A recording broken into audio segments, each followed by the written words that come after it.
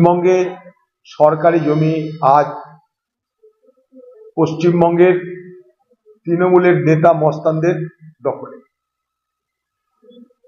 পশ্চিমবঙ্গের তৃণমূল দলের যারা নেতা মস্তান তোলাবাজ, তাদের চাকরি নেই, বাকরি নেই, এ রাজ্যে তাদের রুটি রুজির কোনো ব্যবস্থা নেই। তাই দিদি খোলা হাতে ছেড়ে দিচ্ছে, যা কিছু আছে লুট করে খাও।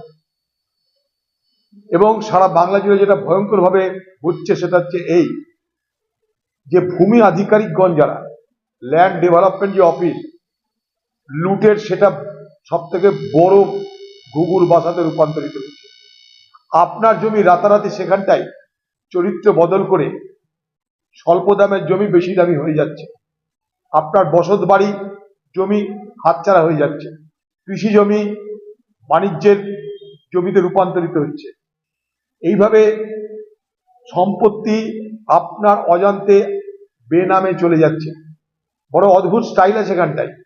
মনে করুন আপনি দুর্বল, আপনার নামে ভূমি এবং রাজস্ব দপ্তর থেকে আপনার জমির কাউকে বিক্রি করে দিচ্ছেন, তার একটা পেপার তৈরি হয়ে গেল। ভূমি দপ্তর তাদের কাগজপত্রকে এদিক ওদিক করে হেরাফেরি করে আপনার জমি অপর কাউকে দিয়ে দিন। আপনি যখন জানতে পারলেন তখন আপনি দেখলেন যে আপনি আর কিছু করতে পারছেন না। সেই সময় সেই জমিটাকে আবার সাদা করার জন্য সেই সমস্ত অপরাধী যারা ভূমি মাফিয়া, তারা আপনার কাছে প্রস্তাব দেবে জমিটা আপনি ফেরত পাবেন না, একটা দরদাম করে নিন, বেকার ঝামেলা করে লাভ নেই, আপনিও থাকবেন আমিও থাকবো। জমি মালিক সে দেখে আমি তো এদের কাছ থেকে উদ্ধার করতে পারবো না, তাই যা পাওয়া যায় তাতেই আমাকে সম্মতন হলে আমার কিছু তো লাভ হবে।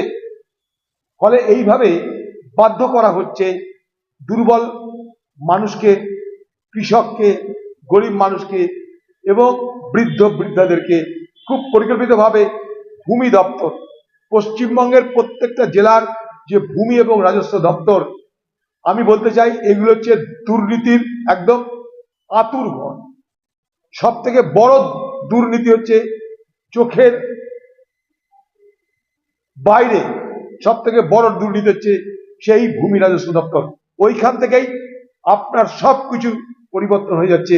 জমির চরিত্র, জমির মালিকানা সবকিছু পরিবর্তন হয়ে যাচ্ছে, জমির দাম সবকিছু পরিবর্তন হয়েছে ঠিক ওই জায়গাটা থেকে। পশ্চিমবঙ্গের ঘুঘুর বাসা, দুর্নীতির ঘুঘুর বাসার নাম ভূমি রাজস্ব দপ্তর। পশ্চিমবঙ্গ সরকারের রাজস্ব নেই, রাজস্ব আদায় করার জন্য জমির উপরে ছাড় দেওয়া তুলে দিয়ে তারা টার্গেট করে দিয়েছে আমার এত টাকা চাই, আমার রেভিনিউ এত টাকা চাই। মদ, জমি, এইগুলো হচ্ছে পশ্চিমবঙ্গের তৃণমূল সরকারের সব থেকে লোভনীয় এলাকা। পশ্চিমবঙ্গের শিল্প নেই, রুটি নেই, রুজি নেই। তৃণমূলের মস্তানরা খাবে কি? দিদি খুলে দিয়েছে দরজা।